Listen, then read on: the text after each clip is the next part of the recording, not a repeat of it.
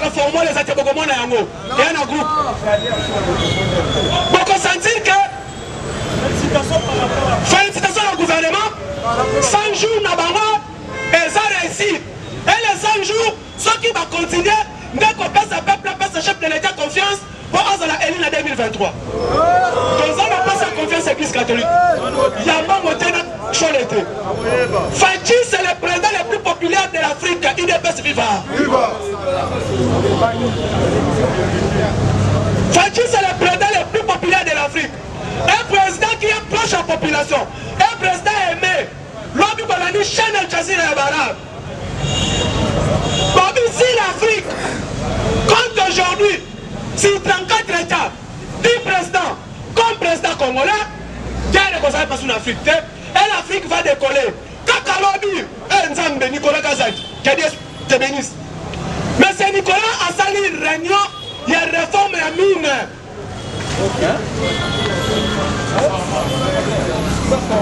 UDPS viva UDPS viva mais c'est Nicolas Kazadi ministre des Finances il n'est pas le ministre des Mines ministre des Finances a résolu réforme et un système fiscal minier tous les minéraux au Congo et Congo peut échapper sur le pic démocratique du Congo UDPS viva tous les minéraux au Congo et Congo peut échapper à la République démocratique du Congo entrée et sortie doit être contrôlée par la taxe gérée par le ministère des Finances ce qu'on vous dit économique. Et puis qu'est-ce qui se passe? Le ministre Samir Aloniboye, l'ordonnance qui sera promulguée par le chef de l'État par rapport à la réforme, il y a miné à Congo. Tout cela seront gérés par le ministère des Finances qui est le meilleur warrior à gouverner.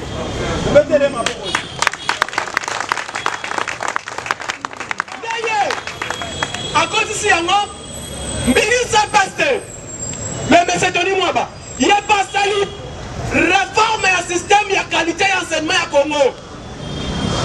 Alors, le système éducatif à Congo est sans pourri. Alors c'est la nouvelle réforme et un système éducatif et République démocratique du Congo.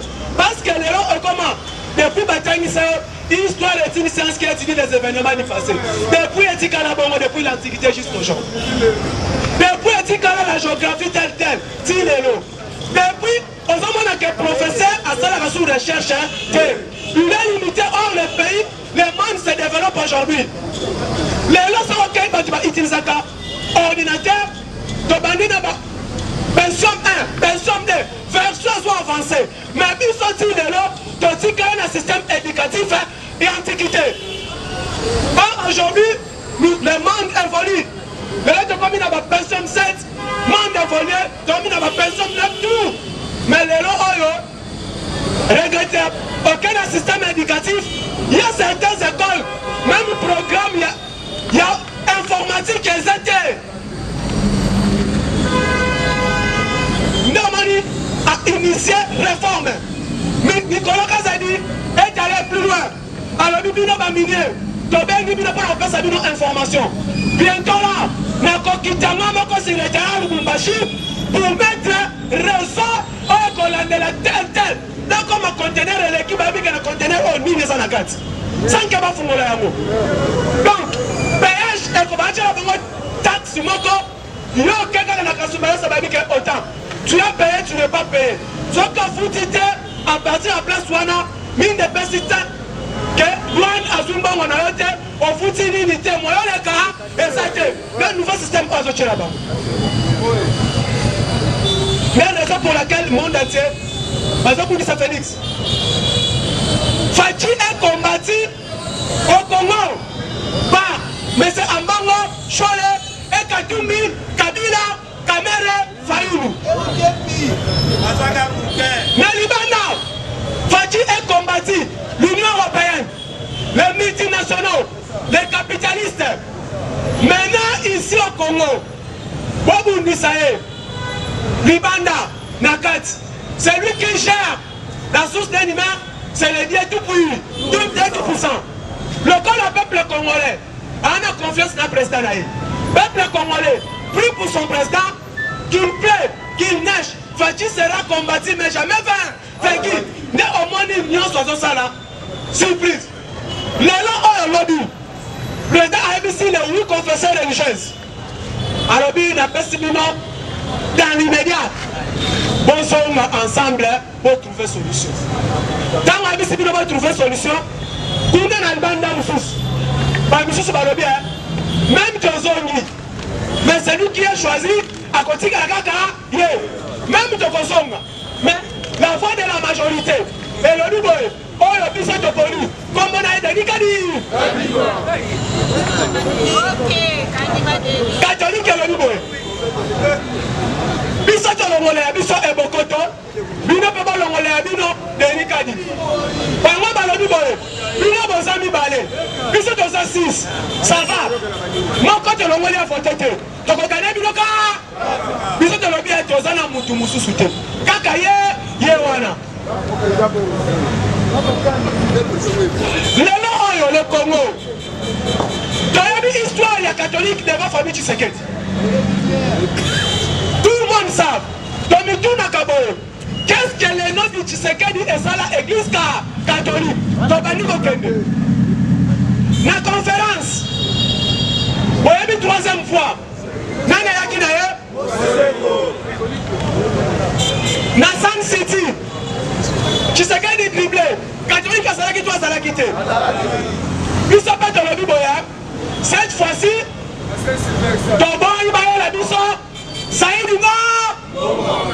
Cette fois-ci, les Congolais te le disent. Toba Isaïdingo, Moma.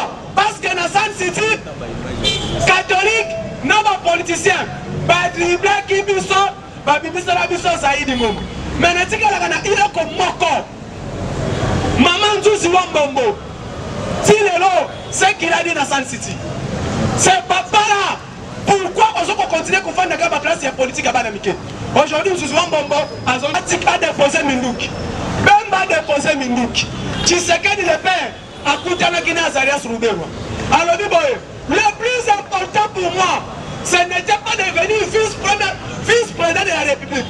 Mais le plus important pour moi, c'était de réunir tous les Congolais autour d'une même table. Et de décider, le Congo ne doit pas aller en guerre. Roubewa a quitté sa Minouki, Yeronia, Baye, Bangotu Basangani, Basali, Lukopaya, Rebelle. Et bien, un partenaire qui s'est gagné contre la case à Lukopawana. Aujourd'hui, le même système, il y a San City, est venu en 2019 pour aller dribbler Félix Tshisekedi dans Genève.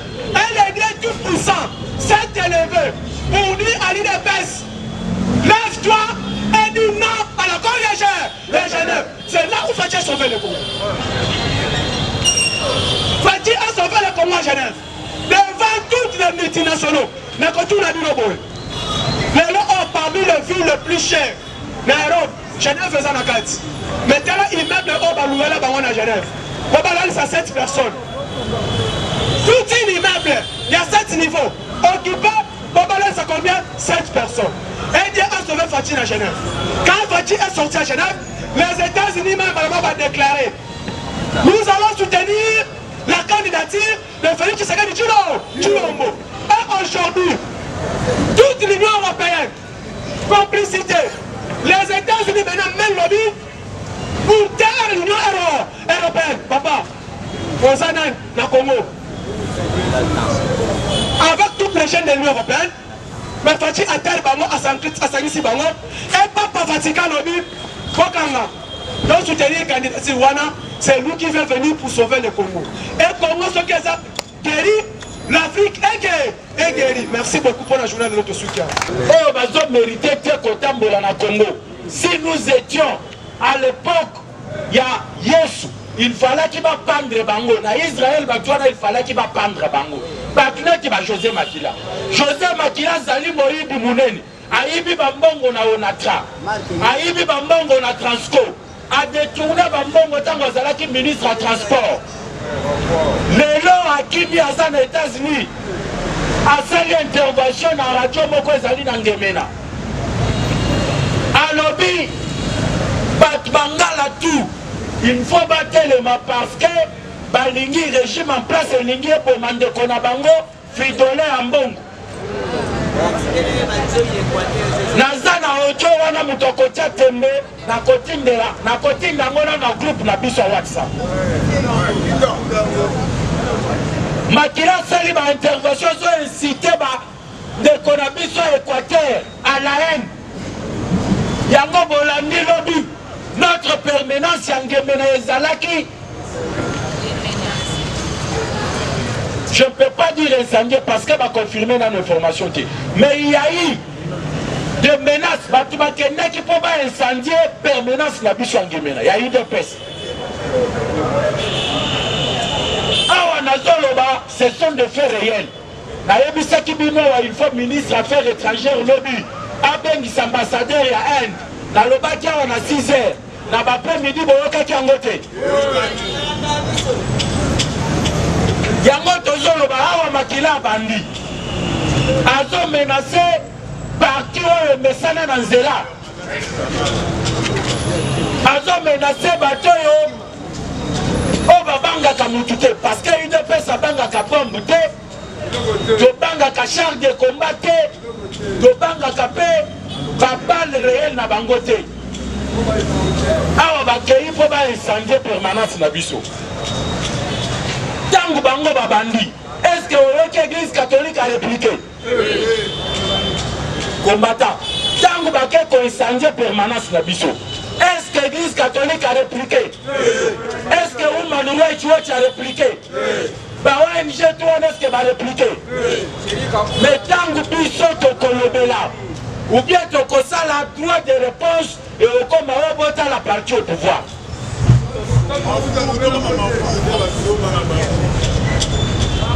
Nous prenons la non-violence. Mais non-violence est lignée koloba teke oya kobetanga mbatan na litama nati kalope ozonga te. Na droit tobenga kape oyo tobengi l'autodéfense. Ceux qui vont attaquer yo peut se défendre. Les abonnés. Alors si koyo nazo kota na maimatali politique. Na dossier ya bande kona biso babomaki na Inde ya lobby. Bolandi ambassadeur na bango a lobby que non de koana kufaki na crise cardiaque. Mais c'est faux. Nazolo ba bien c'est faux. Toza na bande kona biso bazotanga na Inde. Ba pesi biso ba vraie information. Ce qui a kufi na crise cardiaque. Mais pendant nini ba babimaki na nzela pona ko manifester ba peta minute banyama. Toyebisi ministre des Affaires étrangères et Soukaka Kawanate. Tolobi pe na ministre du Commerce. Ba enje to mona bango lisusu te bazote kan détail. Eza boyete. Enje tu ozali na mikanda te ya DGM azonga epa na bango. Biso tolobi tokopie te. Mais tozo tolingi bango pe bazonga epa na bango. Traitement bazo sala ba congolais epa na bango kuna biso pe toko répliquer yango awa. Donc biso tokopie biloko na bango te. Tokoboma pe bango te. Mais soki oza na mukanda te zonga epa na bino.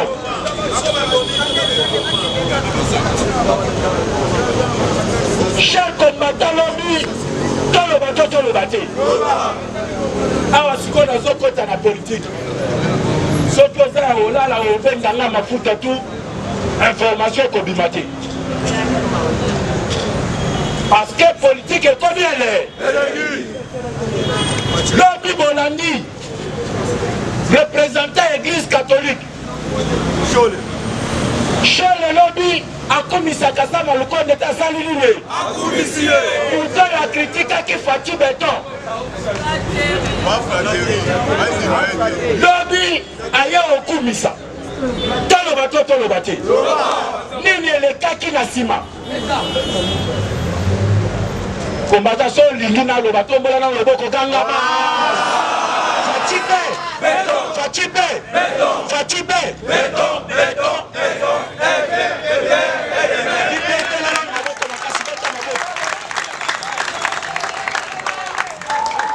Awa na yebi ayebisaki bango bakomesana. Église catholique amesana kata asali nini? Pape asalaki réunion. Abengi ba cardinaux tout ya monde. Ayebisi bango nakomi komona ke ba cardinaux mususu na bamboka na bango bakomi ba politicien. Église catholique toza ba politicien te tozali ba religieux. Alobi soki omoni chrétien azali ko soutenir bakonzi ya mboka ya bisika oyo azali chrétien te. Lobi naloba to Pape atindaka ambassadeur na ye, ambassadeur itinérant ya Pape. Lobi azalaki na oya mbuzu na Faci Beton.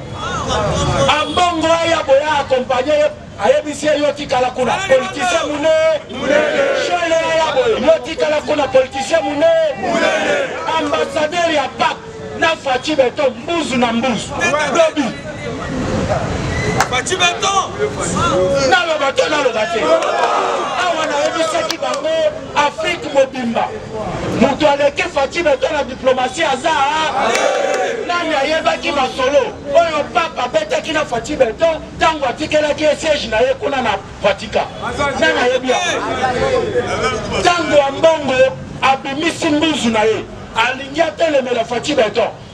Pape ayebisi ambassadeur na ye soit avion kita mbangu na kati ya République démocratique du Congo kende oyebisa motindami ya Nzambe Nzambe atindi na kati ya Congo mpona kolibere peuple congolais na esclavagisme mobimba.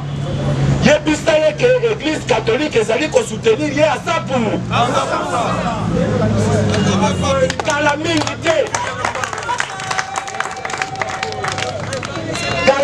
te soki ambongo akebi te akozala lisusu cardinal awa na Congo alongwa libela. Le papa était clair.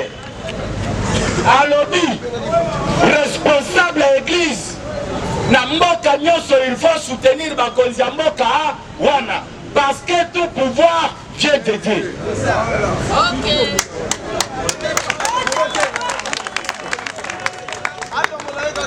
Yango bomonaki lobi changement de fréquence.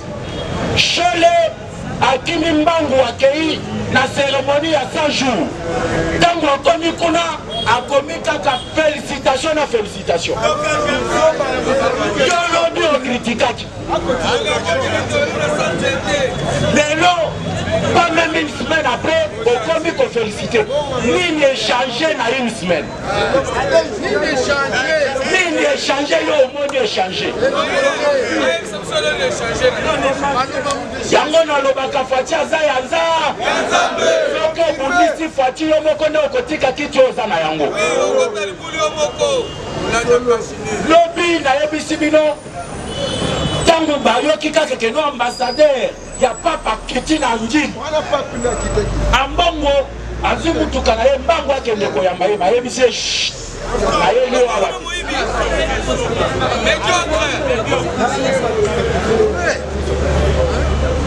na pokwa ambongo abengi Chole kende kuna kende féliciter Tshisekedi makambo awa eyindi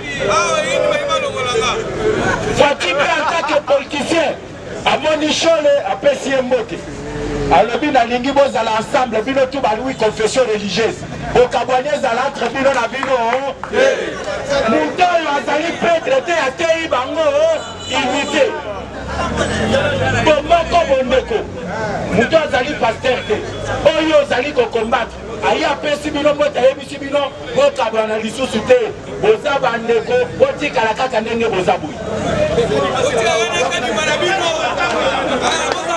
nakanisaki okobetela Faci maboko me otikali kizika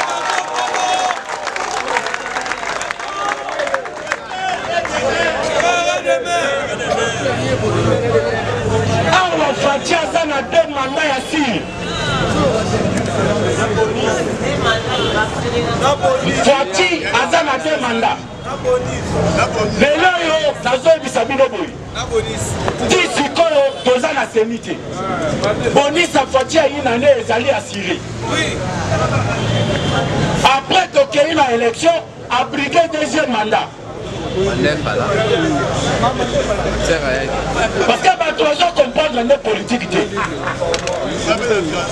ozomema un musicien moto abinisaka basi mutakala omemi ye na politike oyo aye FDC allié po ayebana mpe sur le monde politique ake koloba le bilan du chef de l'état est négatif tuna ye nanu bilan na yo en tant que musicien eza ndenge nini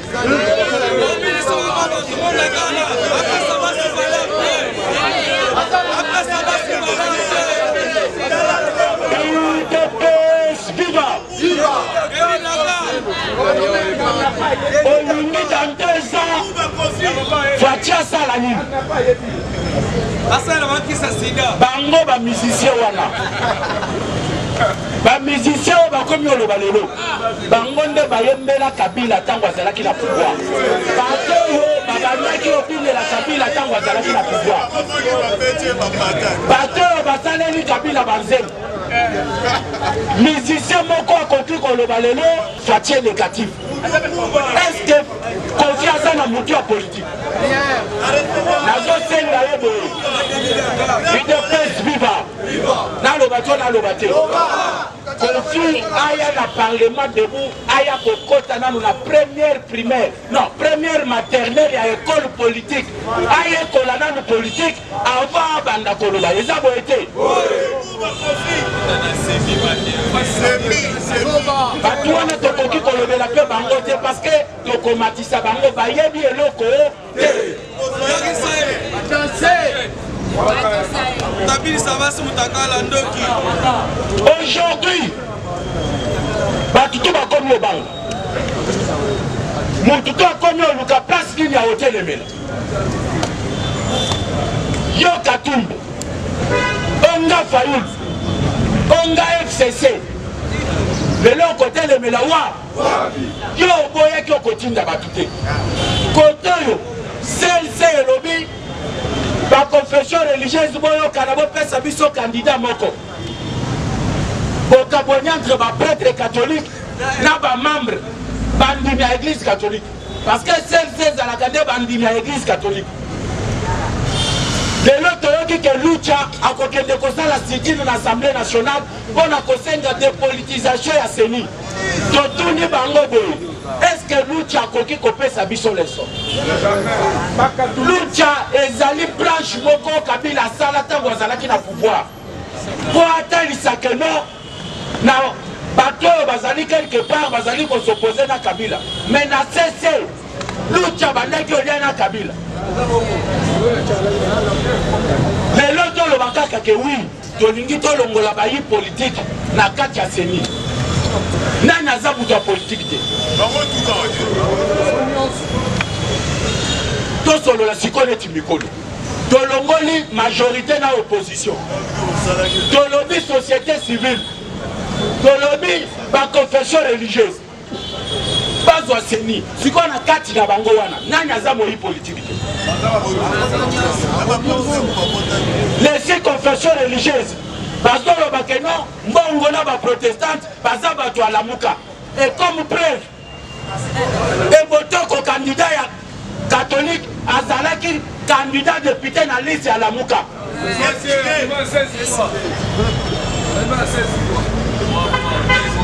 bango mpe mibale bakatholike balobi ke non siso batikali koto oyo baza bato ya union sacré bango na bango soki oke na société civile okokuta Kapiamba ndenge azodefendre pouvoir balobi ye moto ya Tshisekedi oke Katende wana moto alamuka sikoyo dépolitisation ngo ozoluka ya nini parce que société civile yango moko ezali politisé.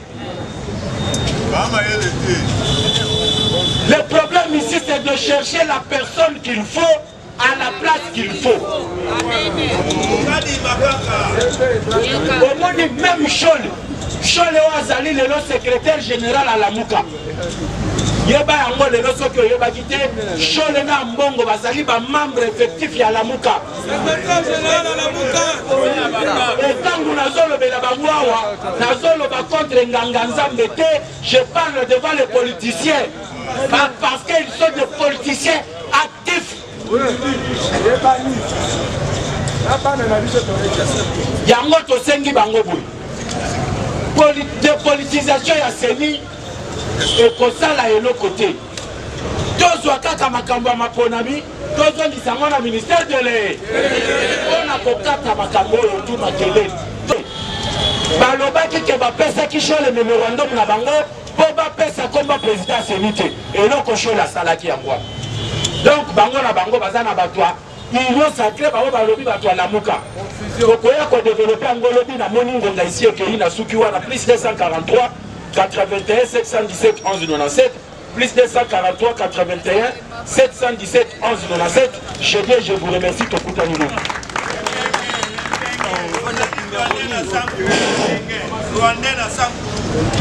UDPS viva! UDPS viva! Viva! Fachibé! Béton! Fachibé! Béton! Fachibé! Béton! Béton! Béton!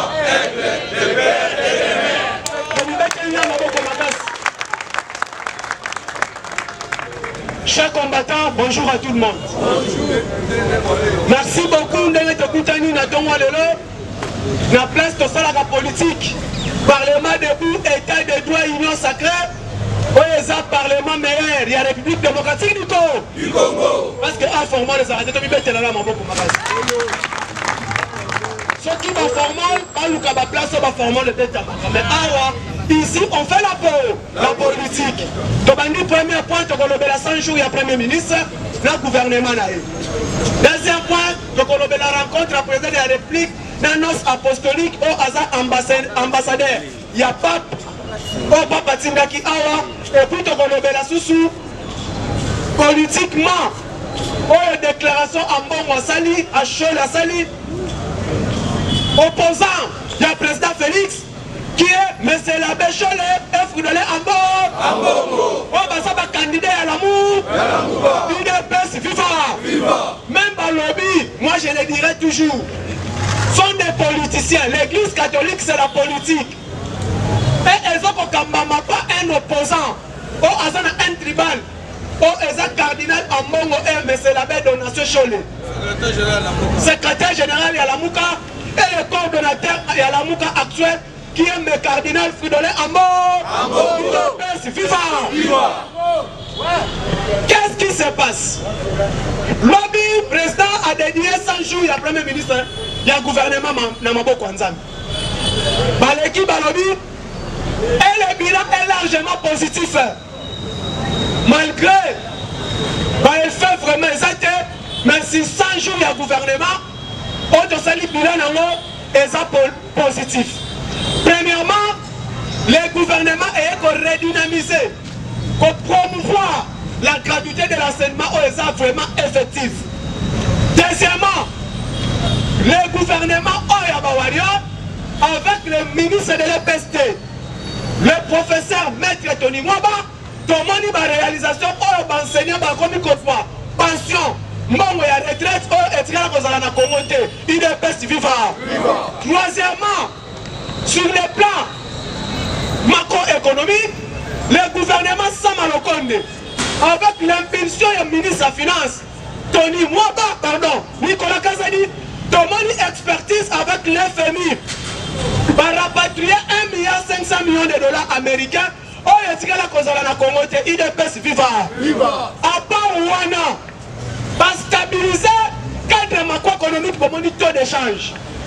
Depuis Télémakina 20, on est fort, parce que fournir effort pour te rendre à poste de $, ça la nuit et quitta. Mais pour la stabilité, demande une stabilité à cadre macroéconomique n'a pas défendu.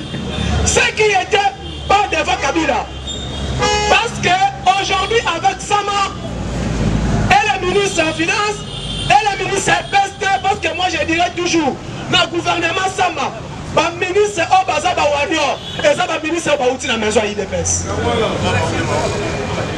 na émission sala lecture ya gouvernement Mobimba dans la lecture ya ministre ya budget ya INC tu sens que là faiblesse dans la lecture ya Christian Mando oh azaya Moïse Katumbi au commande ndenge nini faiblesse dans la lecture ya ministre ya travail on consenti que faiblesse mais ce qu'on suit le ministre on va dire dans marmite il y a IDPS on consenti Moussa sur le terrain IDPS viva on consenti que il y a lentement dans le ministère Wana comment c'est possible qu'aujourd'hui depuis le ministre travaille à Zawana qu'est-ce qu'il a déjà fait 100 jours il y a un gouvernement à Samba on consenti les ministres qui est largement sur le terrain sont des ministres qui ont été bameli mabele ya IDPS. Dans notre bête là-bas, on m'a comme pas si pour encourager. S'il a 100 jours en premier ministre, moi je l'ai dit, est largement positif. Donc, depuis Congo, Ezalaki, Nalelo, passif ya Congo, Ezanase par rapport à son actif. Fati a eu pouvoir dans Mokoyo, cadre macroéconomique extraverti. Fati a eu pouvoir dans Mokoyo, bilan abisso pacifique. Mais aujourd'hui, de forcer, même mes bateaux va critiquer le chef de l'État. Chaîne à la Mouka, ou à Moïse Katou. Vous voyez bien, moi j'appelle ça Nyota et RFI. On consenti que non, si c'était que c'est le gouvernement de Warrior, et c'est là qui, dès le début de 2019, le Congo, Moutoutou Alingaki a senti que non, le Congo maintenant n'est pas malade. Même si le Congo n'est pas guéri, mais le Congo est moins malade. Mais aujourd'hui, le Congo est malade, mais la maladie est stoppée. IDPS viva. Mais, vous sentez hier, ça Malobi, on n'a pas encore fait. Mais ceux qui ont fait, le peuple a senti quand même bon, mais ça reste encore des efforts à fournir. On est à terme au Premier ministre Lobi. Président Lobi, félicitations, mais moi je n'ai pas encore été satisfait. Pourquoi ça doit être là-bas trop sur le terrain qu'au bureau? Parce que tu es trop jeune, UDPS viva. Il faut agir rapidement. Agissement est allant. Ton seigneur agir rapidement. Pourquoi? Il a des moyens. Azana technicien, il est trop jeune. Par rapport à Ilunkamba. Ilunkamba agissait rapide. Mais pour l'intérêt des Kabyles, Sam aussi doit agir rapide pour l'intérêt des peuples congolais. Il y a un autre Premier ministre. Ilunkamba agissait rapidement par les intérêts des Kabila. Sam nous demande tu dois agir rapidement et être technique pour l'intérêt des peuples congolais. Parce que le peuple congolais est malade. Malade doit être la sécurité, le travail, la sociale, l'économie, tout cela, il y a un peuple à saigner. Peuple a eu un cadre macroéconomique. Peuple a eu un bilan. Le peuple attend Félix Tshisekedi conjuguer verbe manger et verbe chanter. Chanter la joie. Il y a un peuple à Zosenga. Pendant le Congo et le Congo, tu le lot. On a pas. Mais pas si bien assurance exemple. Chéribé Okende. Elle est qui l'opposition. Peuple a souffert. Les gens de l'ONU sont impayés. L'Assemblée nationale, il est là, il ne fait absolument rien. Pourquoi intérêt Moïse Katou? Transco combien de semaines? Il y a grève, donc il est 13e semaine. Un mois presque. Deuxième semaine. Mais qu'est-ce qui se passe dans Transco? Peuple a souffert, n'a dit si Congolais, peuple congolais, population Tchangwezo, Kemba na transport na dégâts Mokoyo. Je vous dis ce qui est vous. Transport $1. On a qu'il est des solution. Mais quand son il est où? Parce qu'il est kabiliste. Je l'ai dit quand son c'est un kabiliste. Mais si on transport 2000 francs, le transport 1000 francs ça soutient. 1000 francs des bonhommes. Pourquoi ma carte info 2000 francs? What puis l'État est athée. L'État est athée. Donc, quand on a moutou, ils ont des cash n'est pas bombé. Mais moutou, on se met le transport 2000 francs, l'État est athée. Dans un souffrir dans le domaine du transport.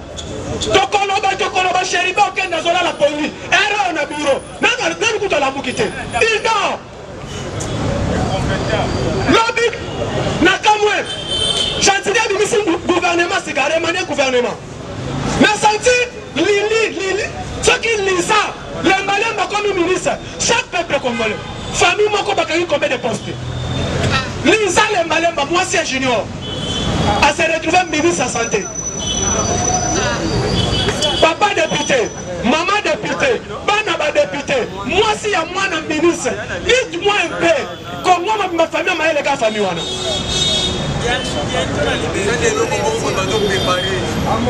Famille Mobimba, Bakangi Mbango ya 6 portefeuilles Yamoka. Famille Lemba Lemba. Uniquement comment nous sommes venus laisser la famille Lemba Lemba. Mais c'est lui le premier. Gouvernement de ça est comme côté. Mais elle-même demande aussi d'être ministre au Congo. Papa Molière a comme un ministre dans le Congo. Donc, dans le Congo, pays de la famille Lemba Lemba. On l'a dit toujours peuple congolais. Lobby président Yami, non apostolique. A un émissaire à pape.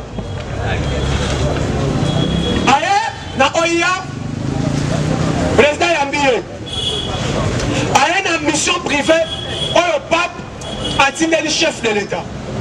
Par rapport à Masolo na bango au Basolo laki.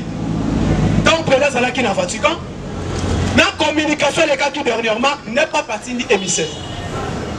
Après que Solana M. Fridolin Amon, le cardinal de l'église catholique au Congo, était surpris. Et lui aussi a vu ça à la télé. Quand on a dit, tout canal qui est rapide, non, ils ont une invitation à l'autre. Nous sommes là, malobano, au Koyoka ya. Naïra n'est pas chef de l'État. Basololi. Dès que Baso solo là, Bayoka Chale, félicitations au gouvernement.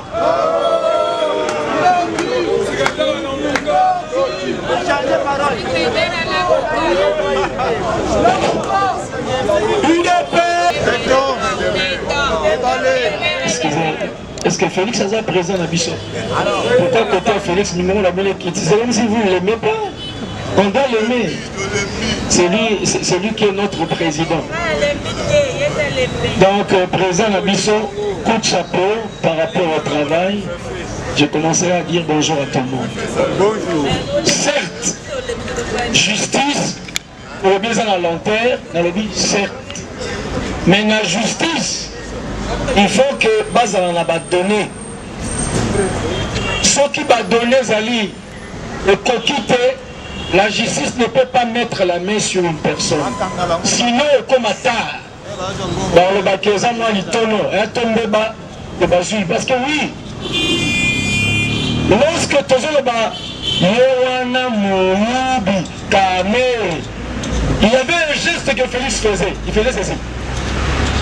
Pour lui, vous êtes calme. Dans un peu, moi, d'abord, on a dit qu'il a rejoigné. Bilo, vous êtes pressé.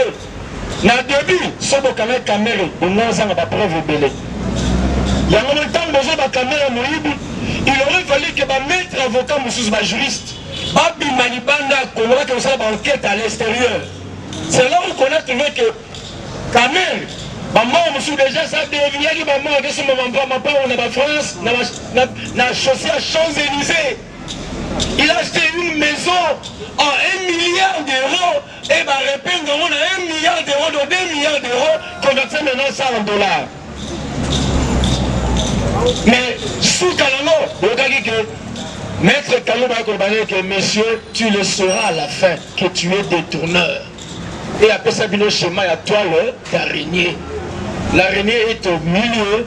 La bataille n'est pas Kangamaka, Pesa Kangamaka, Nzinza Kangamaka. Donc l'argent qui était sorti à la banque, donc on a que l'argent sortait dans le main des gens, mais et pas caméra.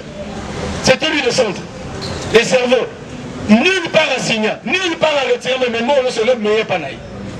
Donc, avec la justice, calmez-vous. Aux Obama, on a pété. Ils sont en face de quelqu'un qui est sage. Et très compliqué pour comprendre les amours passe. Pour Kabila, Kanga Kabila, Kabila Boeto, Mundate, on a contourné Kabila. Abalouke, Baoze, Nasimasko, Atana Likosi. La prise à pouvoir, Kabila nous a tout demandé, même les postes régaliens. Justice, défense, soit.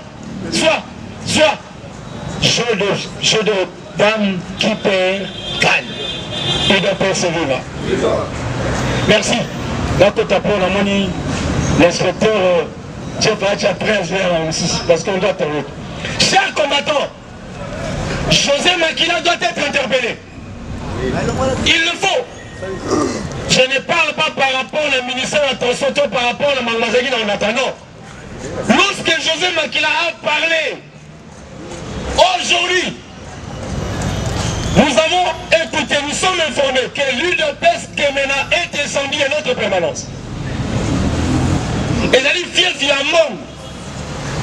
Mais je me pose la question, lorsque l'incendie l'UDPS Kemena, pourquoi maintenant il y a un silence des morts? Personne ne réagit. Tout le monde a l'habité. Mais nous avons écouté depuis hier, l'évêque de Mbujimayi et un abbé ont démenti qu'à Mbujimayi il n'y a pas eu profanation. Il n'y a rien qui a été profané. Au contraire, c'est une histoire du mois d'avril.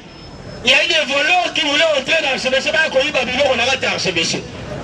Bon, d'où vient cette histoire que l'UDPS a profané l'église catholique? Mais nous aujourd'hui, on a incendié notre permanence. Que les pénibles aillent visiter. Sinon, 3 points de suspension. Il doit persévérer. Sinon, ça veut dire qu'il y a 3 points, il y a beaucoup de choses à dire.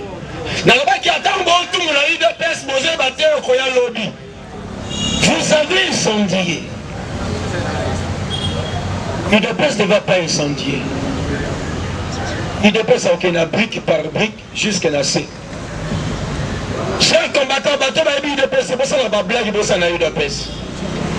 Si ce monsieur était encore vivant, il habitait l'avenue Pétunias, croisement Nadier-Pétunias Alimenté. Parce que nous étions les voisins, nous sommes la diagonale.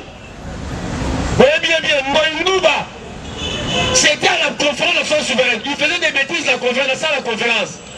Ton soir, téléphone de papa, sont aussi ici conférence que j'ai reçu un mort de pour leur assuster. Il a besoin de là. Tant qu'il est besoin de toi, il est là. Il est là, il est solo, ça blague de. Toi, il est pas le toi, il est bien. Moi, il nous va dans la brique, il va tol, brique, tu l'as fondation, tu l'as enterré vide. Babou, quand tu vas dans la bataille, des spécialistes bataille, babou, qui est la mutuelle, quand ça m'a la main. Parce que la personne de Caravelle, le dos, la calme, moi, ça va. Croisement, Pétunias, entier. C'est au coin. Nous va la passer et regarder vers le vieux hôtel. Et la personne est là. Tant que ça, la police va y être pour nous défendre. Mais lorsque nous avons réagi, lorsque le peuple va réagir, vous viendrez tôt le matin mettre vos jeeps. Bon, par rappel à l'UDPS, le dragon barre. J'ai dit une chose que je n'ai pas dit. À l'UDPS, ils ont vraiment bien vite. Mais le dragon barre. Tant que le dragon barre, qui marque? Je connais une histoire de la permanence lorsqu'on a brûlé notre permanence de l'UDPS alimentée. Nous étions avec eux 8 heures du temps et ils ont fou. La bêta bagaz et sila, banambango bango ba jeep. Si ko wana ba dragon ba magamna avec 400 dragons. l'UDPS c'est là. J'ai dit, nous mettons maintenant aussi en garde. Toujours la vie de bateau, tu mets un peu en garde. Soit on continue autour de la UDPS, bon, on va payer UDPS. Nous reconfirmons nos propos. Kabila était ici, Mobutu était ici, on n'avait pas peur d'eux. Et aujourd'hui nous sommes au pouvoir, on a peur de personne, on a peur de rien. Nous sommes des combattants. Il y a le mot combat à l'intérieur. UDPS c'est là. Donc tu mets pour ça, c'est la revanche. Nous avons besoin d'un message. Même avec Belbiso pour la loi Tchani, même reconnaît que la loi Tchani sera donc soutenue. Et il n'a pas honte de dire que ses enfants sont des Britanniques. Abotan moi si mon voisin anglaise. La mère Mende. Je l'aime. Et c'est Mende Hazard. À coup, il est ouvert avec nous les Congolais. Il doit persévérer. Vous motivez ma parole s'il vous plaît. Je viens de le pète. Mende a dit ceci. Et lui, Mende appuie la loi Tchani, a trouvé ma bête. La loi Tchani. Mais c'est que lui aussi il regrette. Pourquoi intervenir parlant du mal, c'est comme si la loi est Zamarambouya. Italiga, la présidence italienne. On n'exclut personne. La même Mende dit ceci. La loi Tchani n'exclut personne, mais protège les pays contre toutes les convoitises étrangères. La loi Tchani n'exclut personne, mais elle protège les pays par rapport à la convoitise étrangère. Je prends le mot étranger, ce qui est à l'intérieur est le mot étranger. Toboï batba étranger. Il dit, mes enfants sont britanniques. Car ma femme n'est pas congolaise. Ils ne seront pas éligibles pour briguer la magistrature suprême. Et cela ne me dérange pas parce que les intérêts supérieurs de la nation passent au-dessus de mes intérêts à moi. Je dois persévérer. Intérêt général, les intérêts, les pour la bouche, l'équipe intérêt, nous, même il y a un privé. Alors, bien, il y a des étrangers, qui ont brigué le mandat de Congo, et surtout la magistrature suprême. Il y a des Congolais, mais c'est des étrangers, il y a des Congolais. Ce qu'on y a, on n'a pas Congolais dans 0%.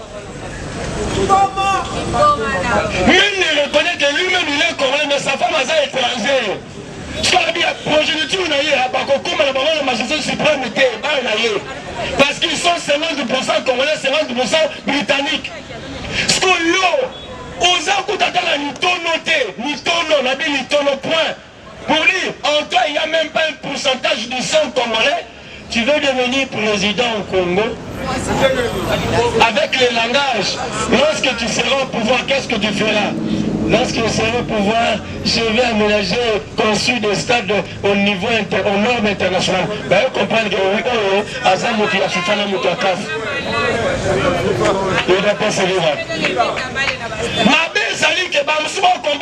c'est ça le mal même au Congo. Vous savez, le vieux Étienne appelle ça la mission deuxième. Ma papa changement de mentalité et la prise du pouvoir. Et d'après ce vivant. Ce qui fait l'effort aujourd'hui au Congo, les gens ne veulent pas changer leur mentalité.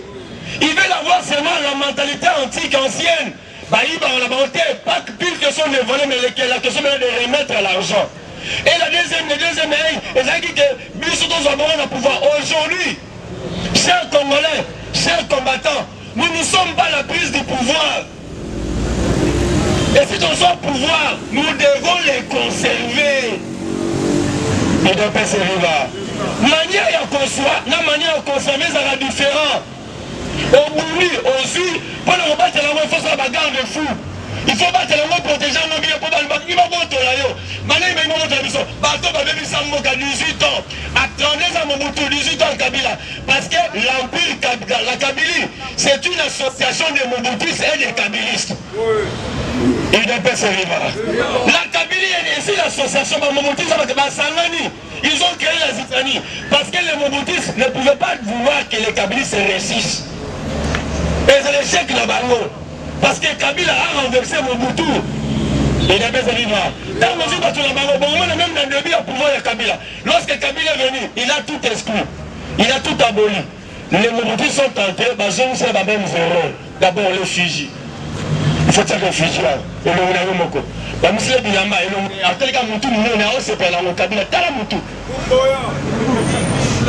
Au Congo, c'est les jeux de mots. Mobutu est mort, Yamoukolo. Il est bien vivant. Il a soigné, il a beau Yamoukolo, Yamoukolo, il est mort, mais il est musée, Kabila, musée. Demandez le Swahili, musée veut dire quoi, Moukolo? C'est la même chose. Il y a Moukolo, musée. Babiti Gamo, nous avons même ici à changer de forme, à comme la réalité un peu mignonne, ma belle. Il a pas ça. Et le monsieur est entré, ne sachant pas que les moments sont venus, ils vont le faire échouer. Bon, ce qu'ils nous ont fait, non? Lorsque le président Fati est entré, comme il ne voulait pas exclure les gens, il a voulu travailler avec tout le monde. Il a appelé tout le monde pour qu'ensemble nous puissions y aller. Loko la base toujours dans la séquelle, dans la destruction. Lorsqu'ils sont venus, ils ont mis les pots de bananes et les bâtons dans les roues pour que Félix ne puisse pas aller et stagner toujours. Yamonga, Assanino, t'as la RTNC3, tu ah, t'as la tine les genoux quoi? Tine les genoux. Ici, c'est que nous manquons une chose. Yamonga, président, le roi Abraham Lokabanga, ils ne sont pas des bons communicateurs. Les présidents manquent les communicateurs. Aujourd'hui, on allait avoir des communicateurs parler des œuvres de Fati. Fati a fait des choses. Mais si nous voulons Fati au Salabo, quand on a un vrai communicateur, un vrai journaliste, nous verrons ce que Fati a fait. Il y a un moment où il y a un garder silence, mais il parlera de lui-même le jour du bilan. Moi, je vais le bilan, au moins, on va œuvre à Fati. Maintenant, ça la gêne, limite, on n'a pas encore soit succès. Il est persévérant. Il y a un moment où même une alliance qui a mis son la cache. Cette alliance, ah, monsieur Herman Cohen, tu avais raison. Monsieur Herman Cohen a raison. Lorsque Fati est allé au Kenya avec Kamel, le lendemain, Herman Cohen déclara à CNN, à la Bible, Fati, tu viens de faire une erreur. Parce que même toi-même, seul, tu devais gagner les élections seul. Aux élections, et aujourd'hui, on nous donne raison. Nakati Yakash, on a donné une mission à quelqu'un. Fati lui a dit, moi, je sortirai président. Mais toi, cherche qu'on puisse avoir la majorité parlementaire et tu seras mon premier ministre. Chose que Kamera n'a pas fait. Kamera fait qu'il ne passe plus s'échouer aux élections, hein, que nous puissions manquer la majorité. Puisque si on avait la majorité parlementaire, les projets de société du président comme un programme du gouvernement. Il est bien le président de la République est élu par rapport à son projet de société. Son projet viendra au Parlement. Le Parlement fera que le projet puisse devenir une loi. La loi sera maintenant au gouvernement comme étant un programme du gouvernement. D'où le peuple d'abord allait être notre programme. Il y a le gouvernement. Caméra boy, mais caméra de la caca. Parce que vous savez que le vrai directeur, c'était pas Caméra. Le vrai directeur, c'était Birant à l'époque. La procès caméra, il y a un tout directeur à cabinet. Il y a un proposé. Est-ce que comme tu as raté prématuré, tu peux venir travailler? Alors oui. Ok, Nakati Yabaramounios, le président Fati aussi avait un jeu. Il n'a pas celui-là. Bon, moi, Félix, à moi, on a B. Félix, à moi, on a B. Pas ni Félix, à moi, on a B. Félix, c'est un vrai. Son nous a envoyé, du coup, qu'on soit été à qui maillot, quand on a poigné. Il y a mon boutou, t'as l'enfant d'affaire. Petit, Sabor, ta mère, Amouib, son mot canaré, côté Moussikate, Bende, Péné, Ozoé bien. Tant Kamera sur le directeur du cabinet, ACP il a même promis à Kabila. Après qu'on signe sa balance, le gagnant sera Fati Félix. Il n'a pas fait le là. La cité, même la pochette, je dis c'est la mission machine. Non, excusez. On doit respecter le bureau. On peut avoir des infos, mais le bureau est notre chef, non? Vous êtes souverain, s'il vous plaît. Je respecte le bureau. Tant que Félix Aïe, qu'on compte à caméra, quand il sait qu'il a fait. C'est aujourd'hui ce qu'il subit.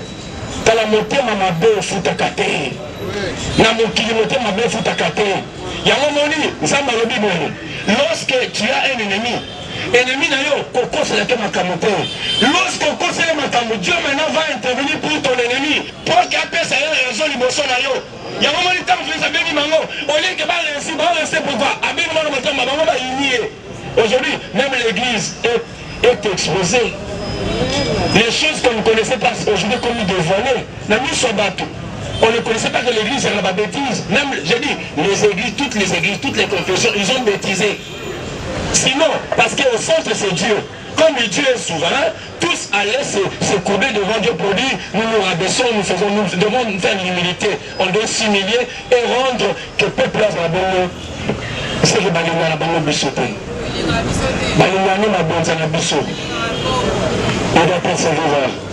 Si le père est riche, que sera l'enfant? Le fils du roi est qui? Roi. Non, il est d'abord prince. On dit prince par rapport à quoi? Par rapport à la préparation. Parce que c'est une monarchie. Lui est un petit roi, mais un prince. Il y a juste la question, papa dans la âge de coquille, ça va remplacer. Le prince est un roi, un futur roi. Mais tant le prince à côté, à su comme appelle ça comme un roi. Il doit persévérer. Bien dit, comment tu as dit que Bisso, comment est-ce que toi tu es pasteur, tu es riche, mais les adeptes sont des pauvres? Je m'arrête là pour ne pas attaquer les hommes de Dieu. Je vous dois du respect. Mais je dis que Dieu bénisse la RDC. Comme le dit souvent Jeff, que Dieu bénisse les parlementaires de droit, que Dieu te bénisse. Qu'aujourd'hui tu manges ou tu boives. Je te dis qu'aujourd'hui, pas demain, aujourd'hui. Mais restez à notre poste. Abakouk a dit ceci, je reste à mon poste. La promesse a été faite. Le temps est marqué ou fixé. À temps là, elle s'accomplira certainement. Je dis que vous remercie. Plus 243, 993, 1809, je vais en gérer le maillot. Donc tu m'as dit la casse, moi, professeur José. Voilà, tu as un juriste. Président Jeff. Après ça, c'est du loco à droit.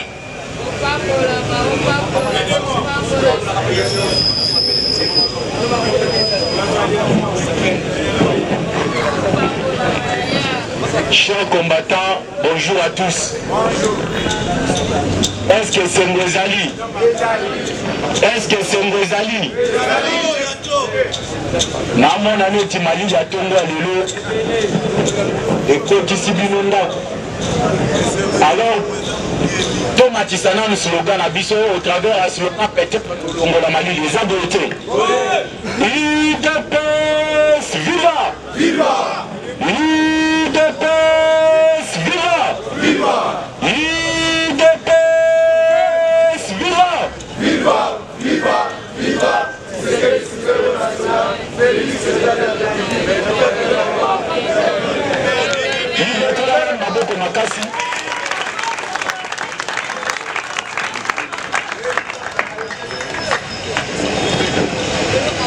Alors, la tombe à l'élo, pour commencer un peu sur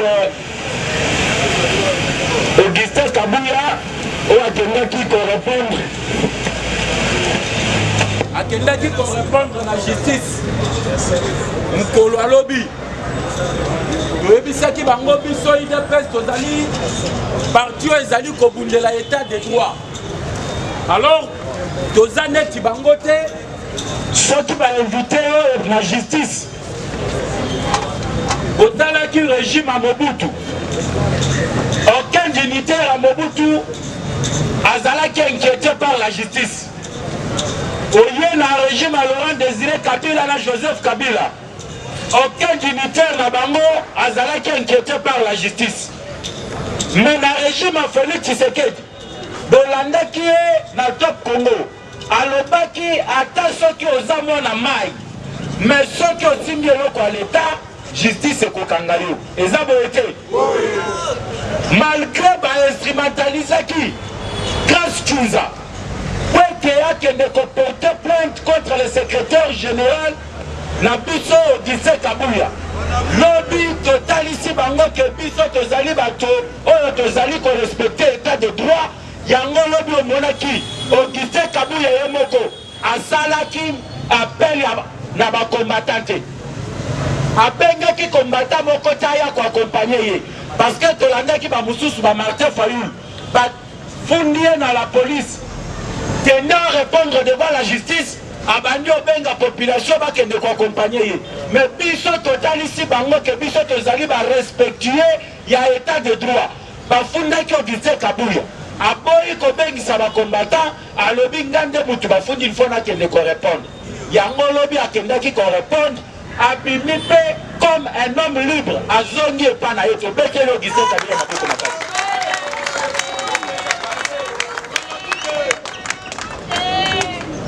Soki sikoyo secrétaire général ya parti au pouvoir babengisi la justice akei korépondre ebongo yo nzete akokauka tokosala yo nini?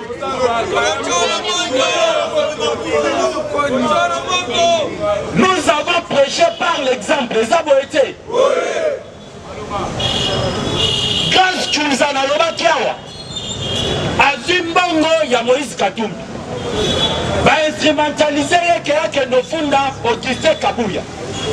Mais biso tobangi justice te po tozali mpe capable ya koloba Augustin Kabuya okende korépondre te mpe moto akoya kokanga ye aza te. Mais tolobi biso moko tokei toprêche par l'exemple toke korépondre. Et puis procureur amoni ke moyen ya okanga ye eza te. Komata totika makelele na nsima bozodira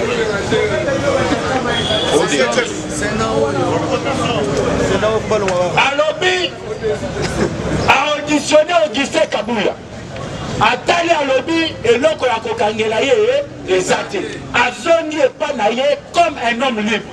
Et par prédication par leso tozopesa bango ezali neti mwa piège. Awa Augustin Kabuya kei korépondre. Secrétaire général y a parti au pouvoir. Et bongo yo, on ne peut pas nous intimider. Aux ans étaient à Kokauka. Yo Matata Mponi, c'était à Kokauka. José Makila bientôt aux arrêts. Bogoni Mamboko.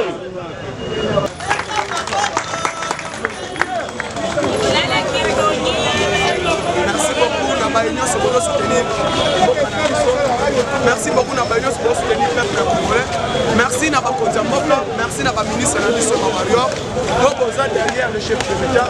Merci Nabaïnion sur tout. Vous êtes Banda Mboka, Banya Skovanion sur tout. Vous êtes Banda Mboka, vous êtes en Afrique d'ici, Banda Konyo sur tout. Vous êtes dans la province Nadiso. Vous soutenir par les mains des batailles de droits et de sacrés. Vous soutenir Bisso, Namakoki Nabino, spirituellement, matériellement, financièrement. Nous en avons posé un mot pour avancer. Merci na bande ko nyonso tout. Bande ko na biso bozali bande mboka. Merci na bande nyonso tout na ba province. Bo soutenir biso na posa ba soutien na bino. Financièrement, moralement et spirituellement. Bo benga biso na plus de 143, 89, 86, 52, 97.